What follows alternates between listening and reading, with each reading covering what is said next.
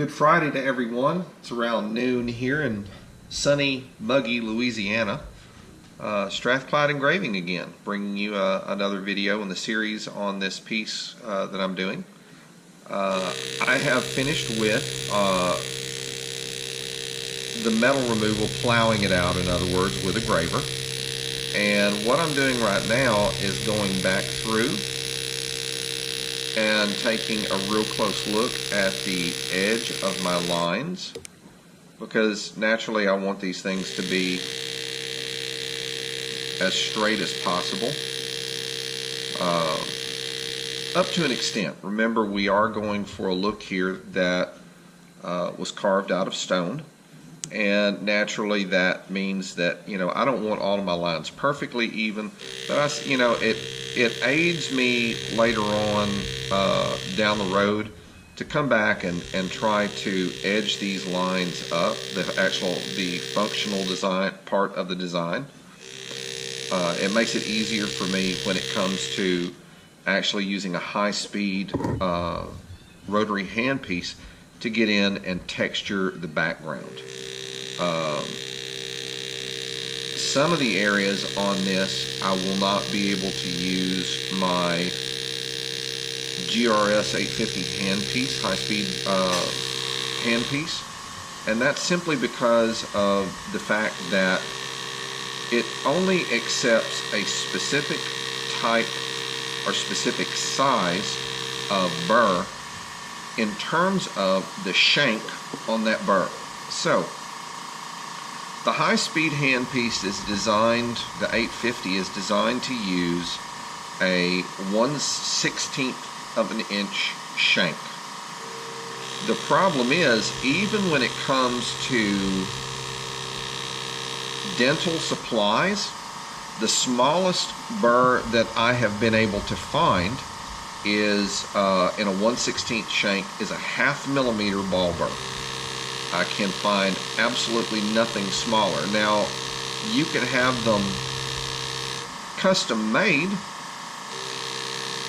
I'm sure there are shops out there who will do that. But when it comes to making something that small and that precise and that refined, you can bet your bottom dollar that you're probably going to be paying a substantial price for it, and understandably so. So rather than deal with that, I have had to, once again,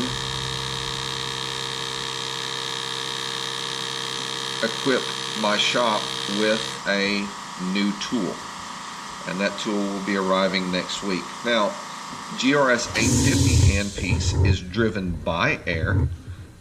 It develops 320,000 RPMs at 30 PSI, which is actually pretty amazing.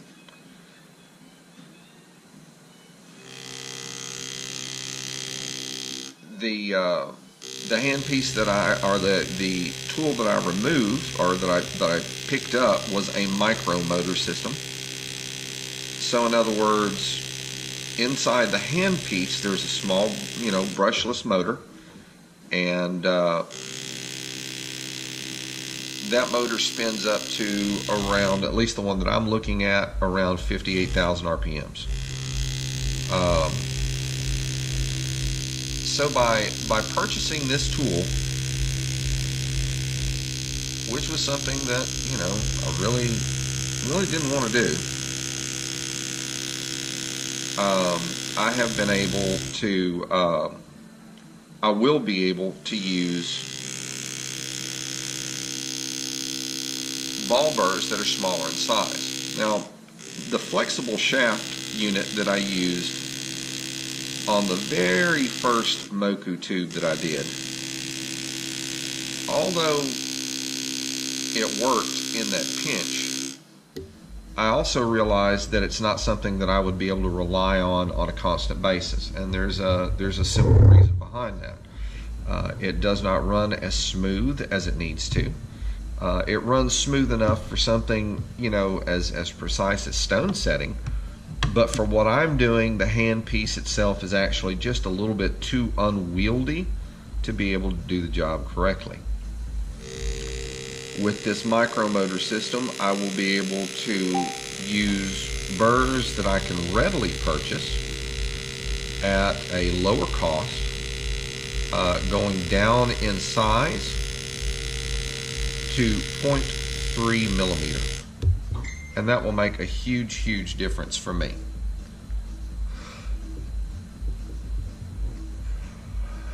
So hopefully that will help in terms of the matting and texturing of backgrounds on the pieces. This morning I'm coming back through and putting some finishing touches, some early, I guess you could say, finishing touches on this piece. I'm using, as opposed to using a C-Max graver this morning, I am going to be using am using a Glen steel. There's my kitty coming by to say hi. Hey, baby doll. You doing okay? You slept good? Got food in your bowl? Cats are amazing creatures. Teeth on one end and a pooper on the other. Yeah, my little eating machine that loves me. But getting back to what I was saying, I'm using a Glen steel graver. Glen steel gravers are high-speed steel. They're not as tough as carbide, but on a softer metal like this brass, they are pretty much, you know, what the doctor ordered. You can use them. They'll hold an edge for a good long time. They don't break easily. The reason I'm using this Glen steel half round with the geometry that I use for softer metals already on the piece, you know, ground into the tip is ground down, the face is ground down, the heel is the same geometry that I use on all softer metals. The one that I was using this morning that I had pulled out, which was a C-Max, specifically in design, so you guys will know, it's a tapered round bottom, and I'm using the smallest taper that they offer, which is like a 0.4 millimeter.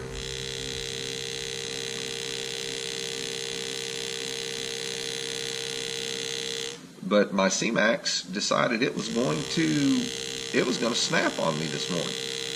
I had just finished polishing it, and after you finish polishing a graver, one of the things you want to do, and this is kind of like Graver 101 for those of you who are watching and wanting to learn about engraving.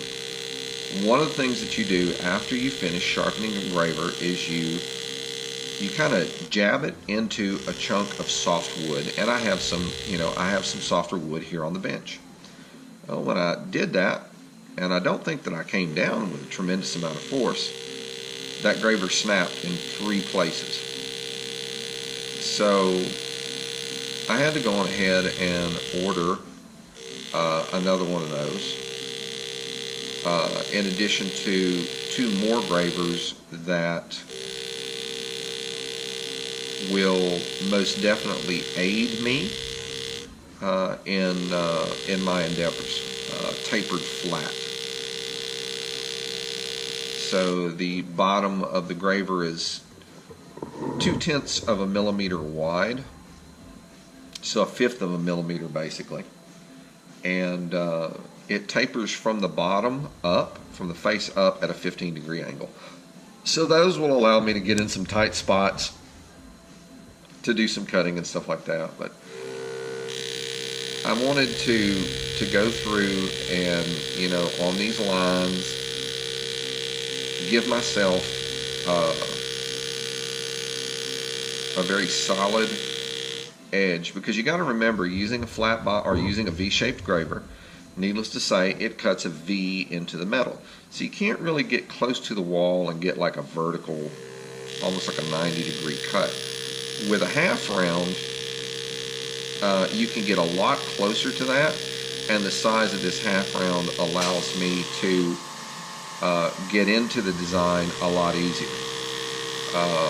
I've tried using this half round to, on practice plates to,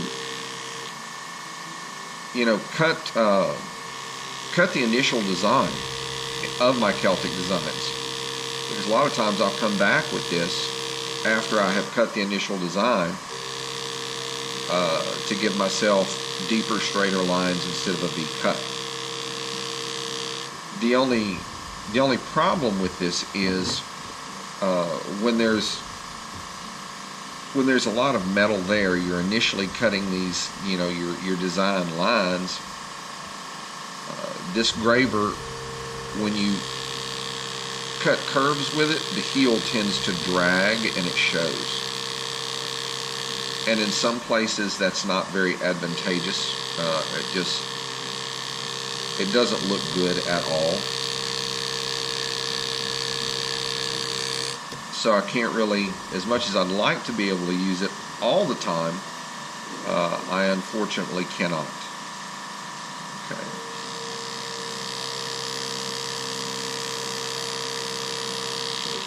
Whoops, that one tried to slip on me there.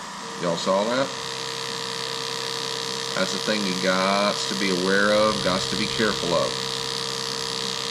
A slip, depending on how bad it is, the severity of it, could mean the difference between your design being, good, or your design showing obvious flaws. Now, guys, I'm going to be the first to admit I'm not a master engraver. A lot of people have said, out of just respect and I believe kind words, have said, you're a master at what you do. I'm still working towards that. But I'm going to tell you what, I do appreciate the kind words and the compliments. Alright.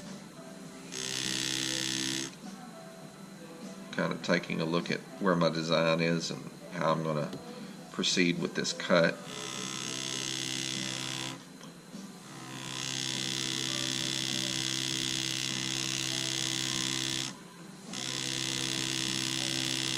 I don't know about y'all, but cutting a straight line ain't the easiest thing in the world.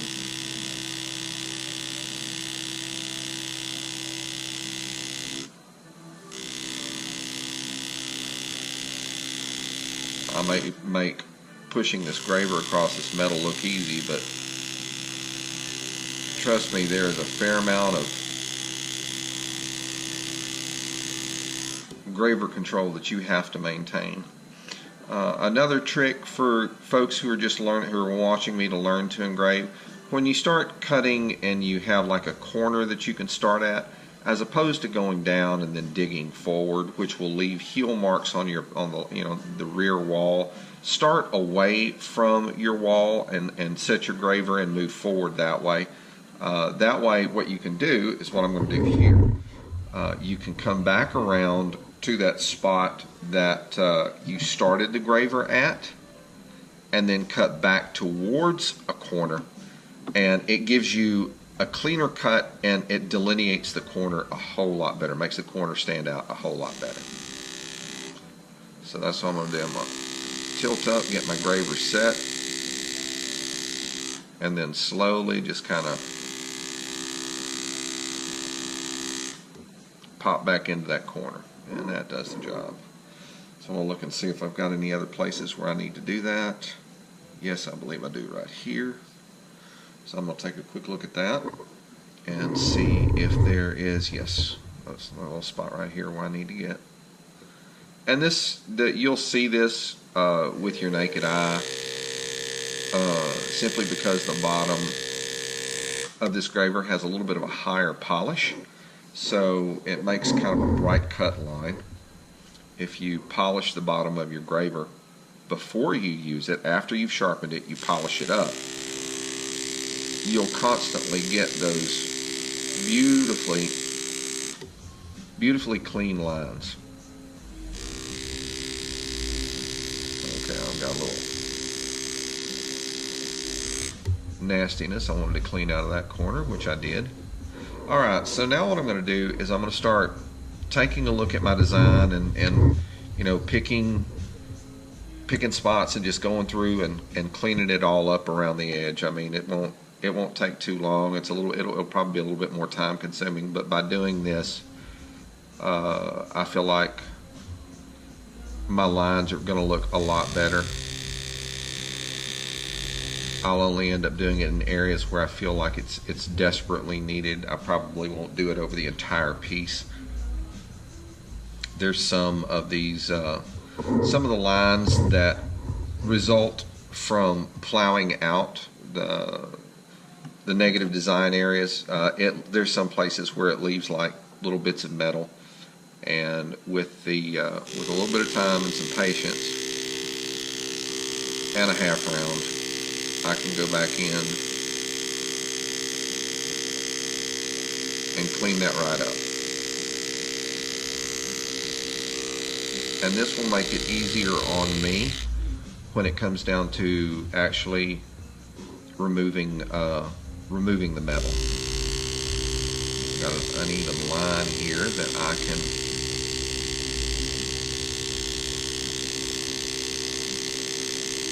go in and correct with my half round, which is what I'm going to do right now.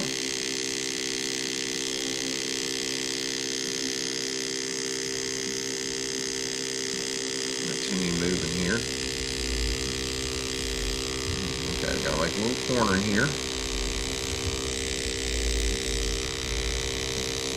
And then roll straight forward, and that cleaned up that line tremendously. So that's kind of what I've got going on, you know, for a few moments. I'll end up doing this on both sides. I'll end up taking a real close look at both sides.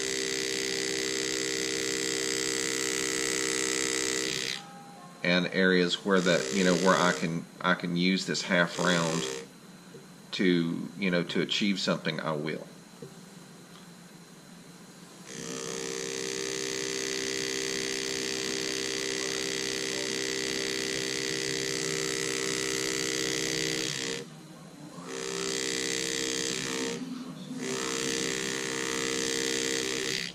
Engraver's trying to be so maintaining graver control, needless to say, when you're doing this portion of the job is really important. Using this half round graver in between each of the lines allows me to ensure that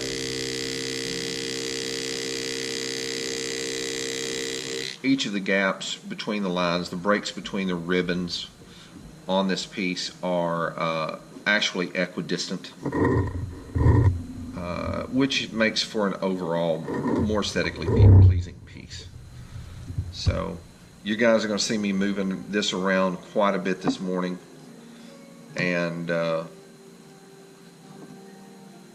hopefully you'll be able to, you know, stay with me in terms of, you know, just kind of keeping an eye on the piece. Hopefully I don't get it too far out of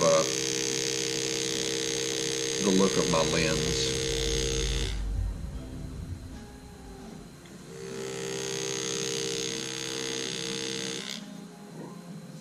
Some of the areas I'll find, you know, probably don't need it.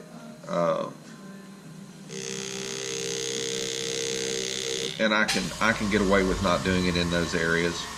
Some areas, yeah, it's kind of like, yeah, I need to get in there and kind of clean that up, because you have to understand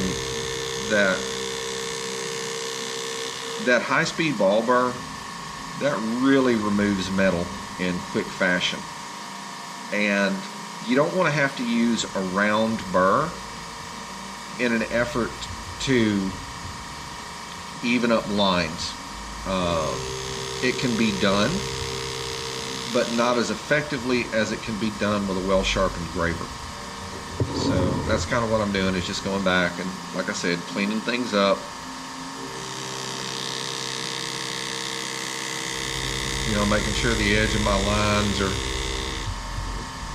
are solid.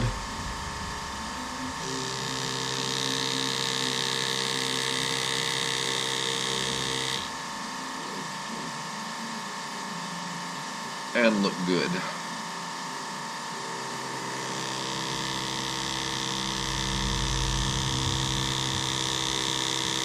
and it'll end up being less cleanup that I have to do later on during the piece. Because you've got to get in between all of these lines, all the way around, and this and that and the other. And if you don't, it looks like you didn't. When somebody orders a piece this complex, they're full in the know that, hey, it's going to take a little bit of cash to get this done and get it done right. And the one thing that I always try to do is ensure that what my customers is getting is something that I'm happy with. If I'm pleased with what is going on project-wise, more often than not, my customer is also going to be very pleased with the end result. So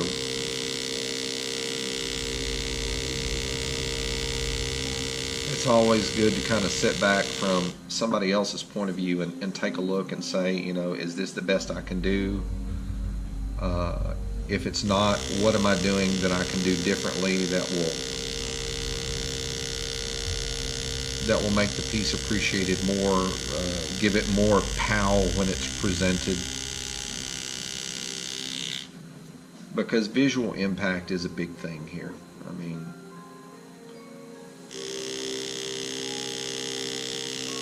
presenting a piece with positive visual impact, it's always a bonus for you as an engraver. Are there going to be pieces that you do that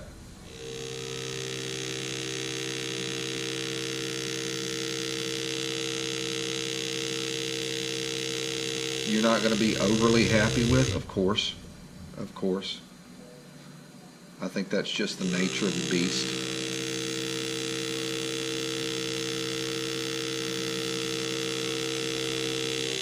But with practice and time, that too is something that becomes kind of like a thing of the past for you. You become very, very accustomed to your tools, and the more comfortable that you are with your tools, overall, the better I believe your work is going to turn out. Unless, of course, you just don't have the knack for it. There are some people who there are some things they just don't have a knack for.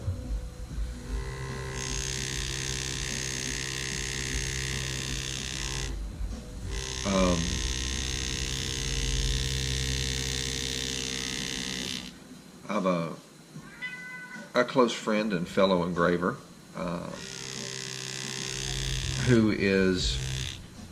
he's learning a hammer and chisel method for engraving. Now, that is probably the old school way.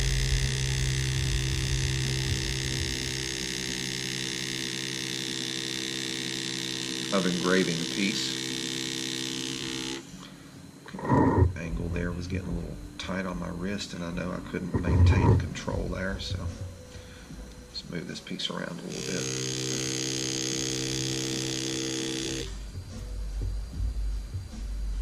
Oh, I got a major nose itch this morning. Wow. I'm going to grab a quick vape here.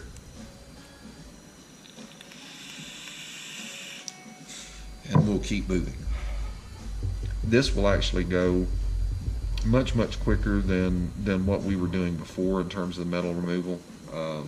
But again, it's one of those times on the piece that you can utilize to, if you've got some things on there that you're not really happy with, line wise, you can go back at this point and really do a lot to clean up those lines and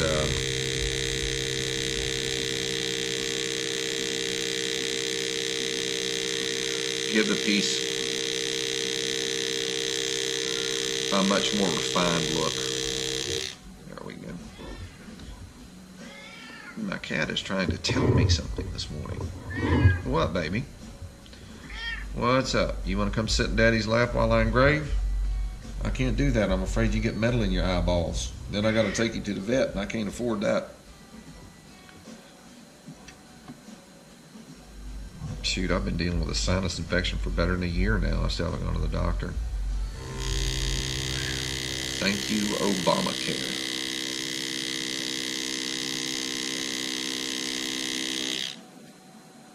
All right. So we're looking good there. Come in and, you know, kind of take a look around and see if there's any other areas that I could actually come in and do some good. There's one right here.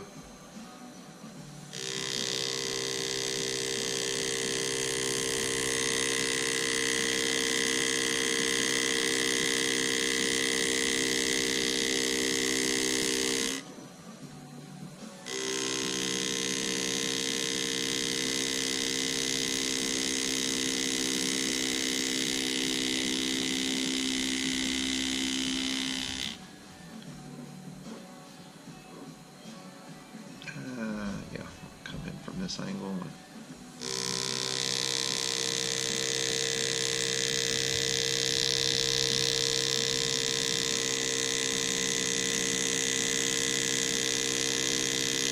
Line just appeared a little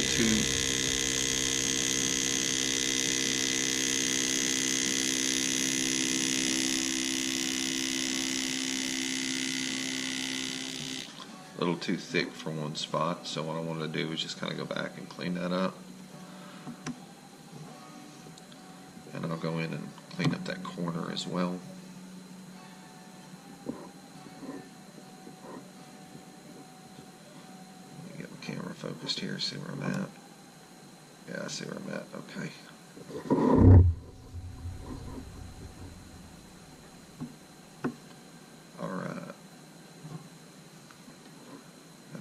Spot here. Not going to take too much, but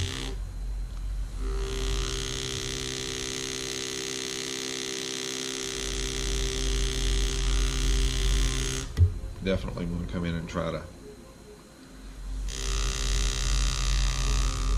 clean that corner up a little bit, which I was able to do.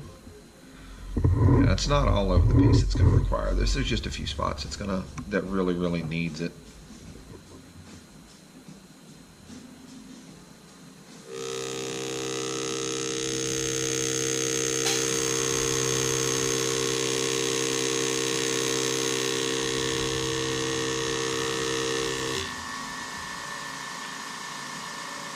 And once those areas are done, I can proceed on to other areas, you know, additional areas that need a little bit of cleanup. And I mean, this stuff is more naked, is more visual, you know, visible under a scope than it is to the naked eye. But if I can see it, then I'm kind of like, well, somebody else is going to see it, so let me see what I can do. And I think by doing that, you save yourself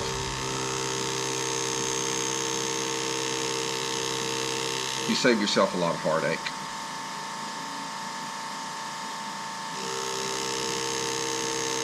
So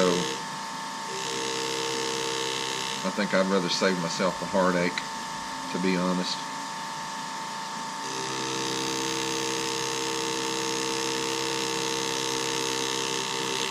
But yeah, this does a lot to help really define your lines.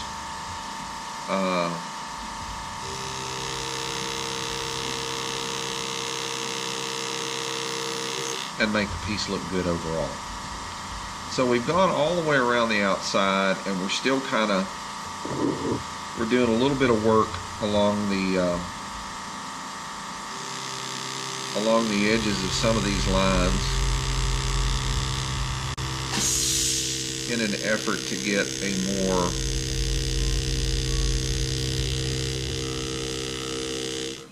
more vertical wall.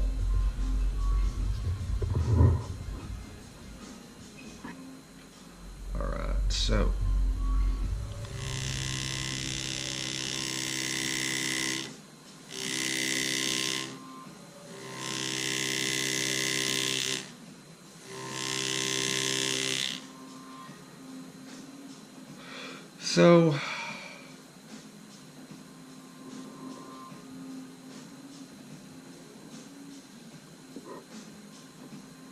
let's continue to work forward here.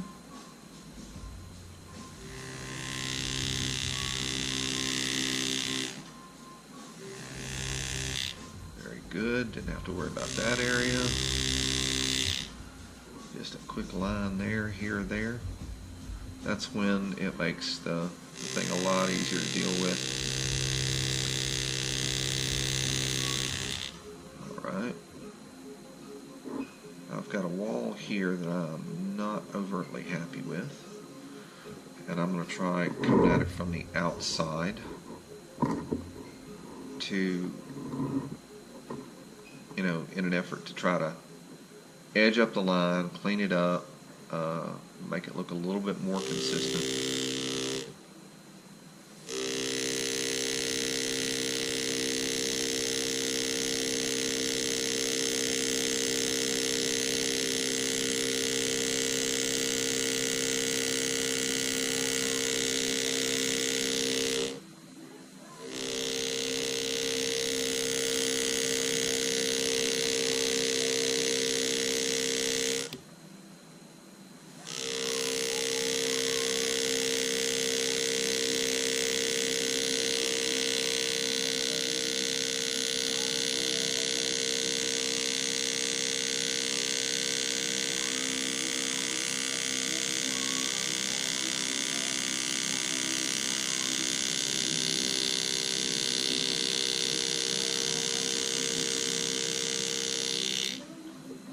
Another thing that will help you if you are just starting to learn as far as, you know, am I cutting my line width correctly?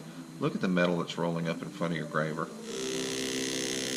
If you start cutting a wider line, the metal that's rolling up in front of your graver is going to get wider.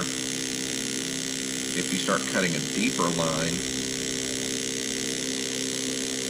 the metal in front of the graver is going to get thicker. So that'll kind of help you, in a manner of speaking, you know, judge I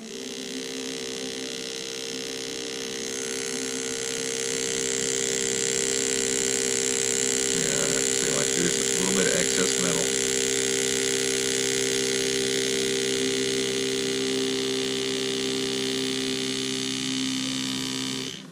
So I had to get behind it a little bit, kind of give it a bit of a push. And there's one line right there, a ridge there, that if I get rid of it now, it's going to make my life a ton easier later down the line. So same thing here.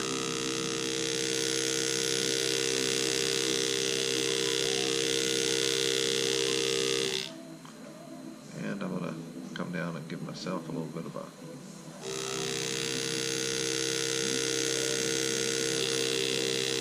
better edge on this piece. Now there's some of them, like I said, you know, I'm just kind of jumping around. There's some of them I won't have to do this with at all. But there are some that I will have to. There's just no two ways about it. But if I can get away without doing it, and I can see that when I go back in to do my texturing with a high-speed ball burr, I won't do it. Because after all, I mean, your customer is paying for your time, and rather than, you know, just taking your time, you want to get it done as, you know, as quickly and efficiently as possible without, you know, sacrificing the quality of the work.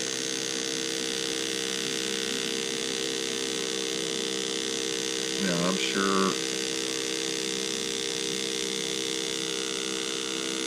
sure a master engraver could critique my work and could probably do so, you know, very harshly. But you know what? Even when I look at some of the finest pieces, I see little minute errors that most people who don't engrave would not spot.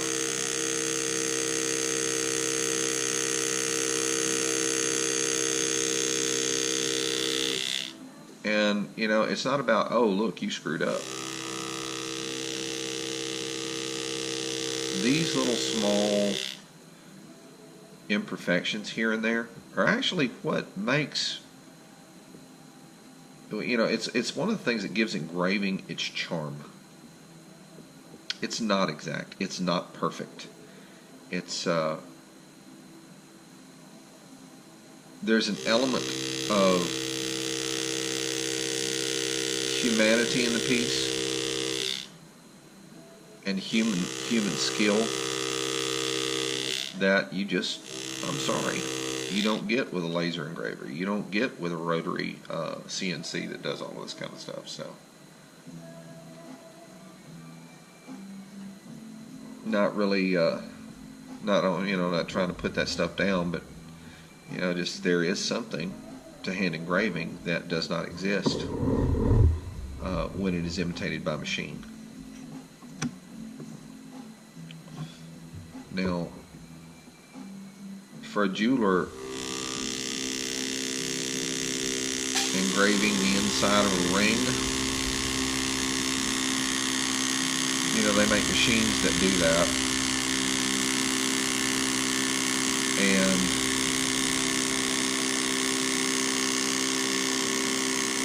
they work quite well. I have used one. I won't shoot anybody down for using one. That's for dang sure, because it makes your job a ton easier.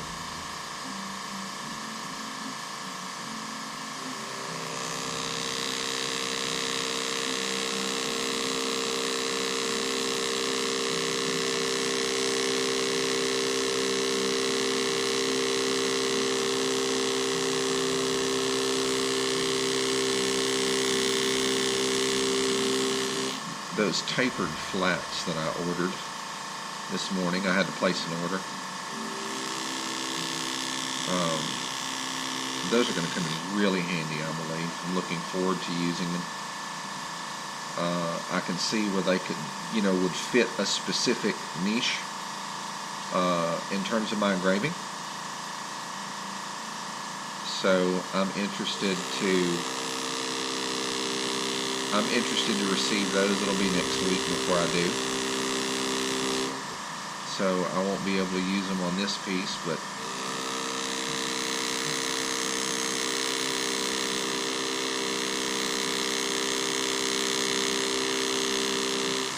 there we go. Alright. A little clean up along here that I can see.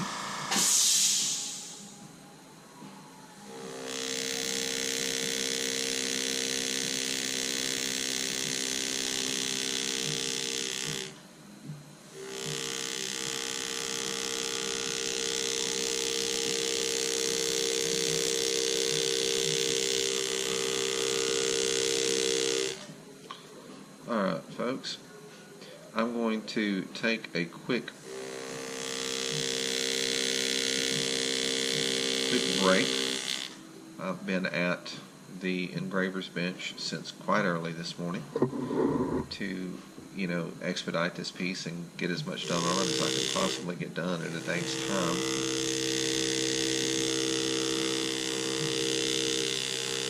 Because I do have other customers waiting.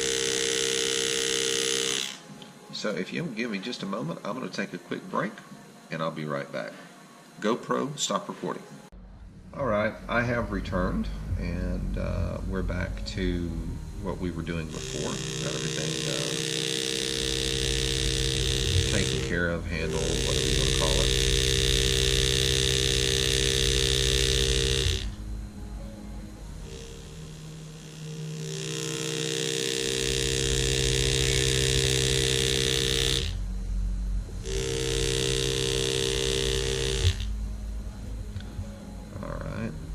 Cleanup. I can see right here I need to do. Had to wave the cat off. Cat was getting annoying.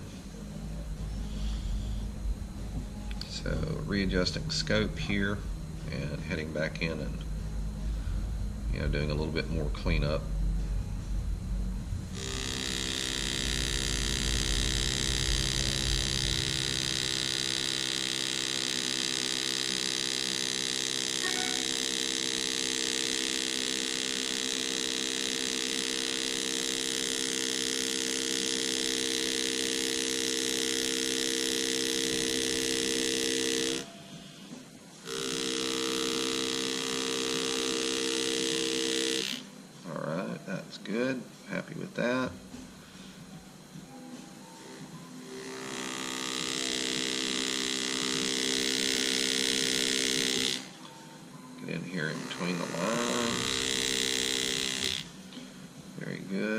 continue to look and see if there are other areas that I can actually go through that would, like benefit from this treatment. If I can see them, like there's one spot right here.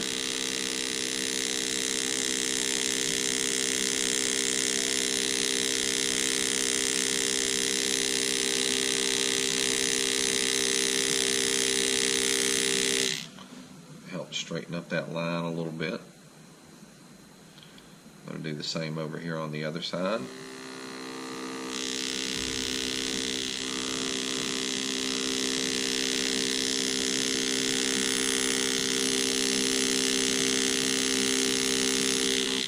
Again, that's done. It's finished. That spot is anyway, so I'm going to go over to another spot. But before I do, I can see some quick cleanup I'd like to do right here.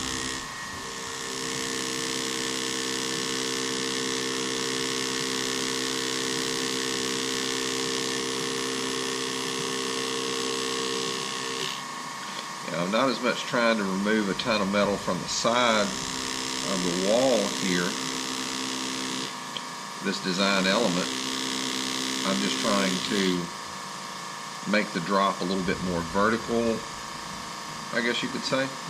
It just makes it easier when I come back with the high-speed ball burr, like I've explained a little bit earlier in the video. So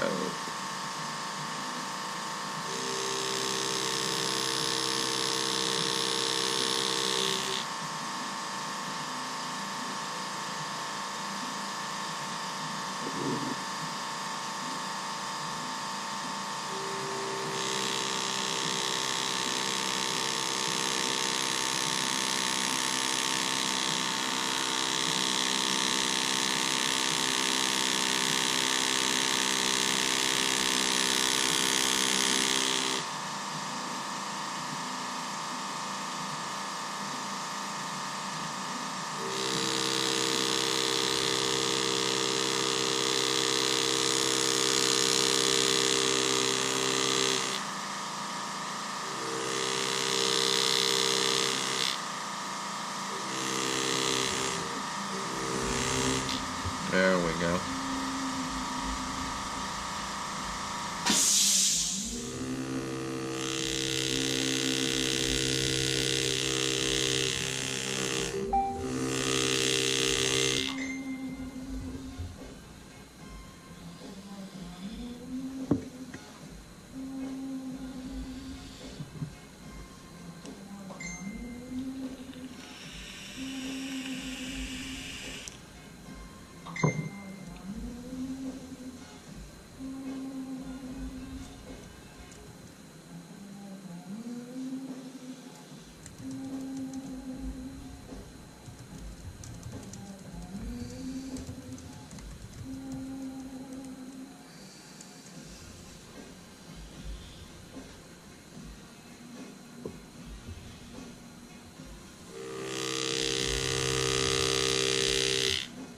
Every once in a while you'll see me break. I'll kind of reach over there and get a little bit of a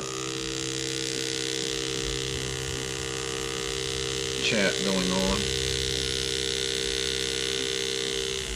with some friends, so I'll pay attention to that every once in a while when they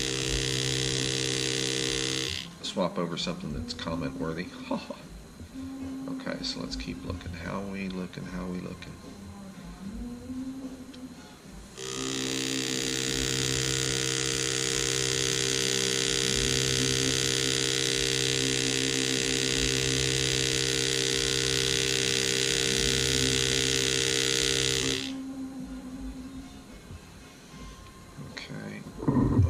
On the other side of that.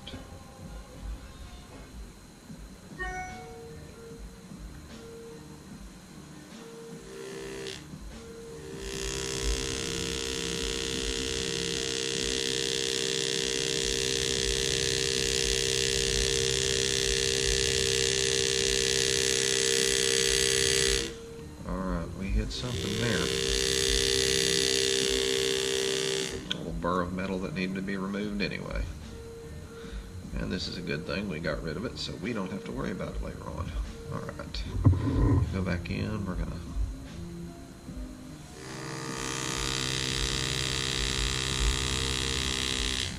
come in here and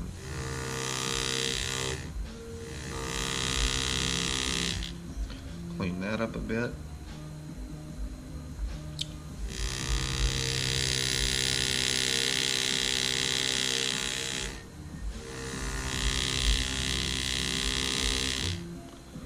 All right, did pretty good.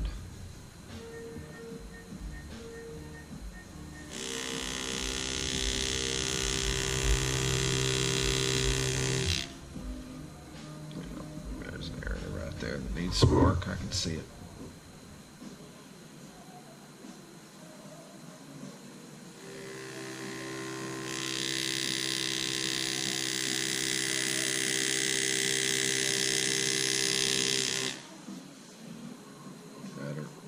Better. Okay.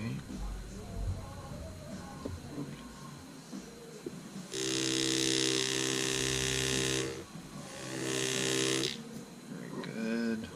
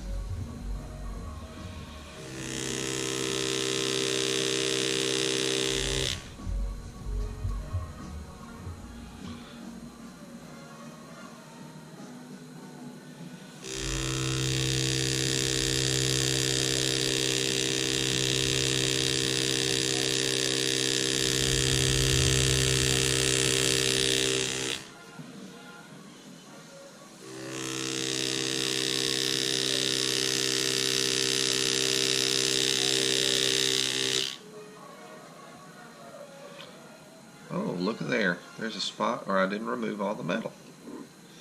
A little mountain. So I'm going to come back in with my 105 and plow that one little spot out. And that, I mean, that's, you know what, it's going to happen. Just when you see it, remove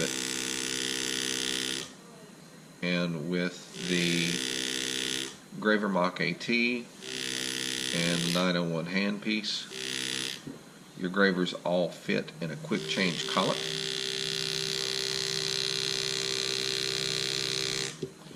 Which allows you to swap back and forth between these gravers with considerable ease. So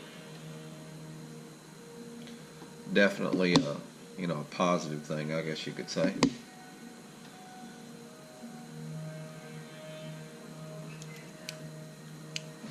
All right, back again. Start taking a look. Here's an area that needs to be cleaned up.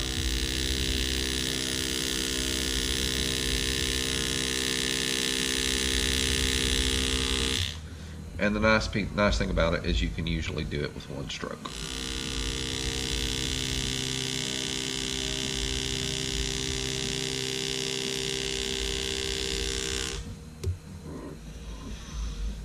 Super.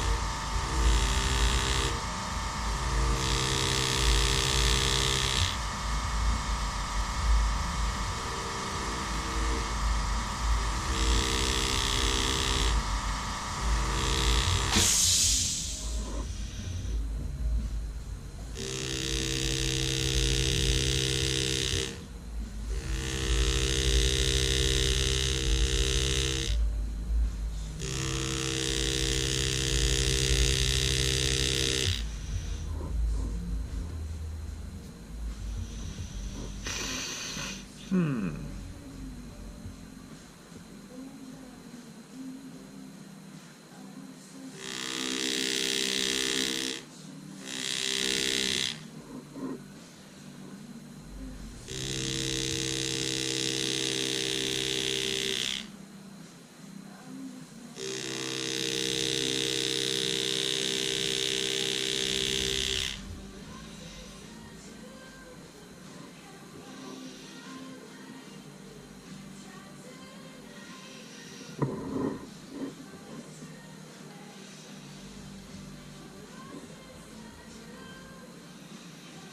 I need to brush that spot out a little bit. Let's see what I've got there.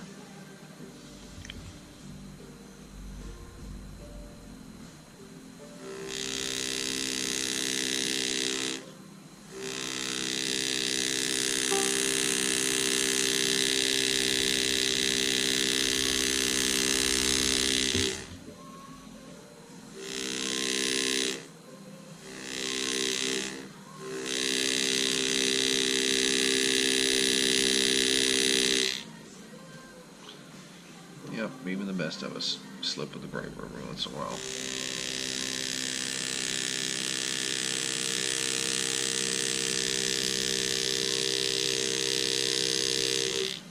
So we're done there.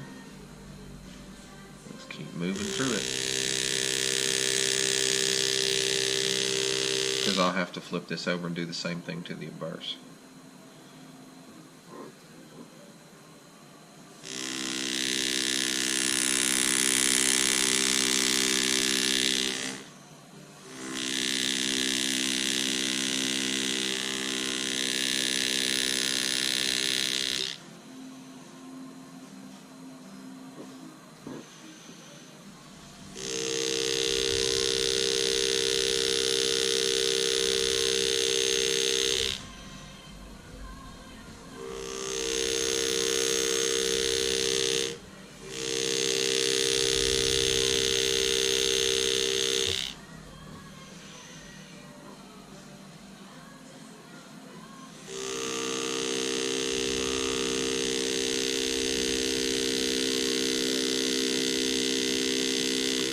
A spot here where I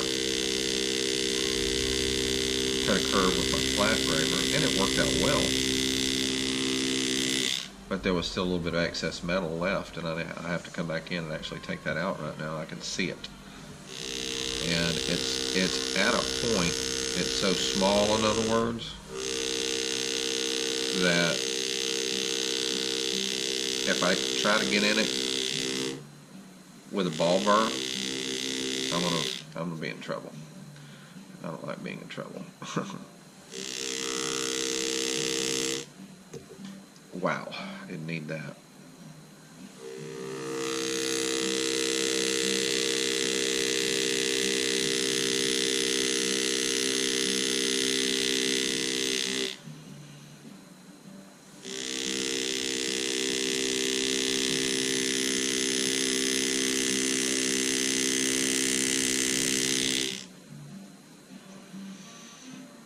That's better.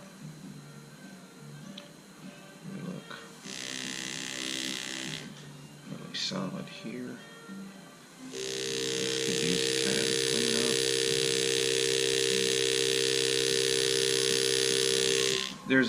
There's a delicate balance when you're working with a graver between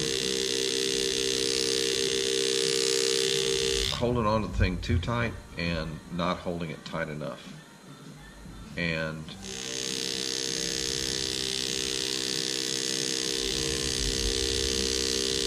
that is something that everyone who's going to engrave, or who wants to learn, or who is engraving can tell you. A lot of it is just feel.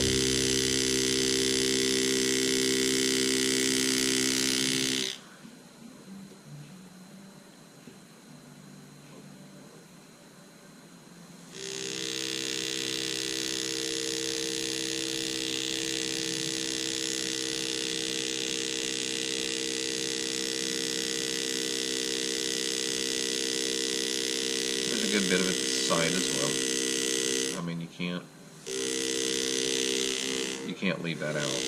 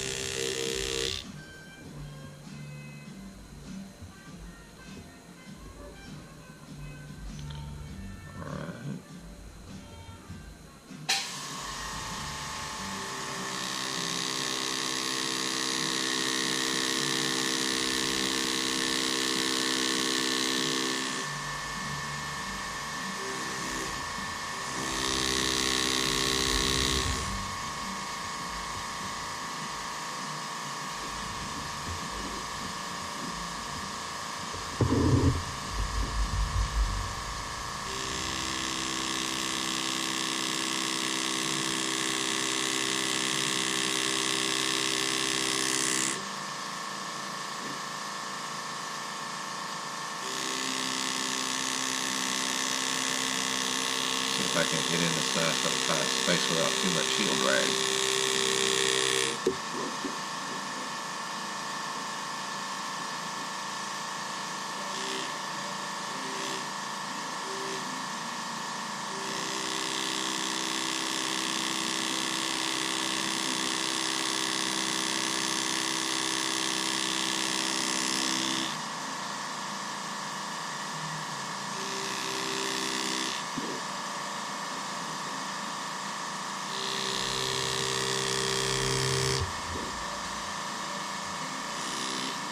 There we go. Got that one nicely cleaned out. Looking at the rest of the lines here, trying to see if there's any other areas that I need to hit.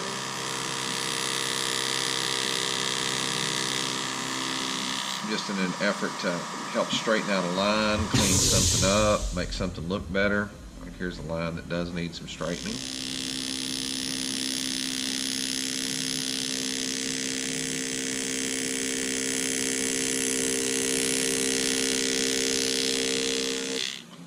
And that was nicely done, so.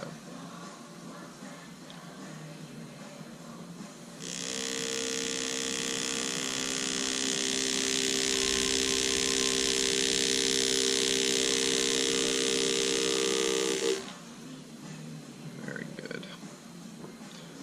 Okay.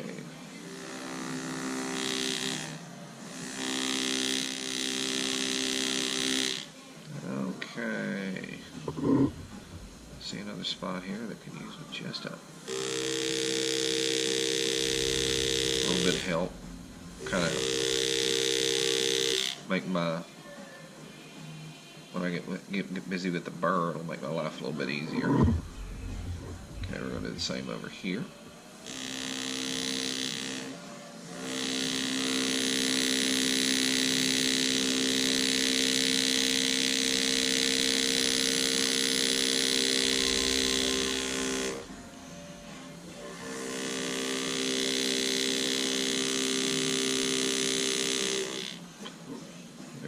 Very good. I'm happy with that. This area, there's one little ridge that's sitting there, and I can go on ahead and just take that round bottom braver and just hack that ridge out. Okay. Got a spot here I'm going to need to reposition my scope for.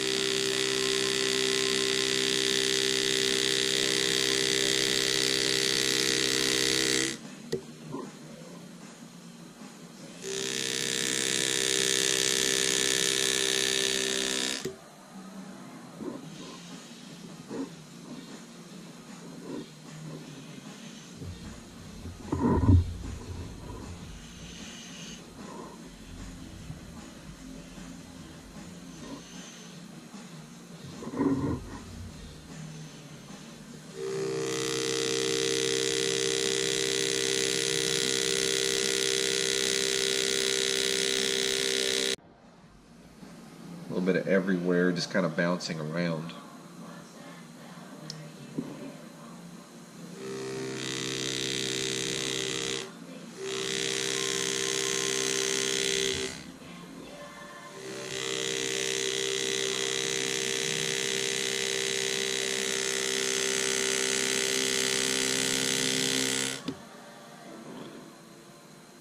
Another thing that will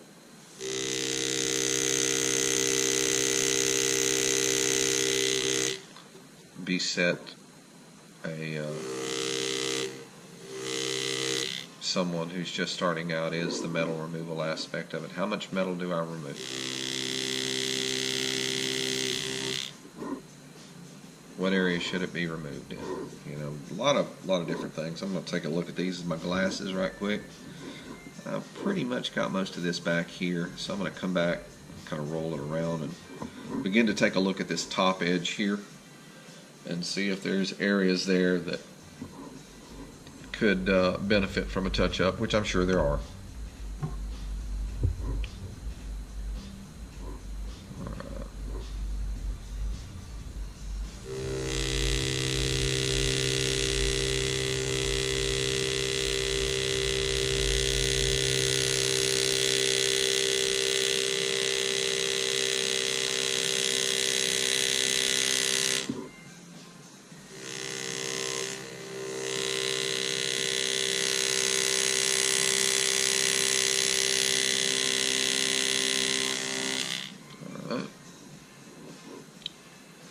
Got a little bit of an edge here.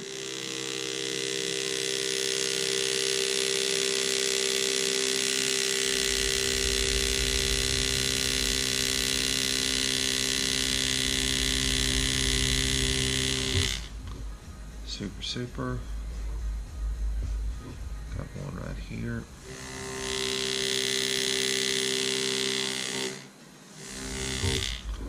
Just move through there like that. Got another one here.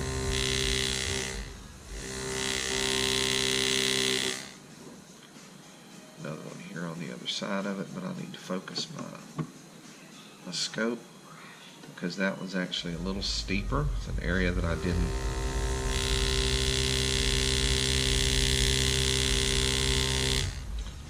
get with my initial pass cutting the metal. Alright, sit back and take a quick look here. Trying to see what the battery level is on my Alright, I'm down to 8% battery, folks, so at least you have an idea of what I've got going here. I'm going to go ahead and, you know, call it for the afternoon, at least with my filming. I'll continue to work here, but before the battery goes dead, I just want to say thank you very much for stopping by, hanging out with Strathclyde Engraving, and watching another engraving video. There's going to be a lot that are going to be uploaded, so I mean, you know, just kind of stand by, watch. You know, something that you might enjoy getting into, or somebody, you know, something that you could, you know, share with somebody else. As always, thank you so much for your faith, your patronage, and for your interest in my love of this craft. And guys, share the link, share the YouTube link with your friends. Say, hey, here's somebody I know that does engraving. If you've ever wanted to see it done, and just kind of share it. Have them subscribe if they want. I'd really appreciate it.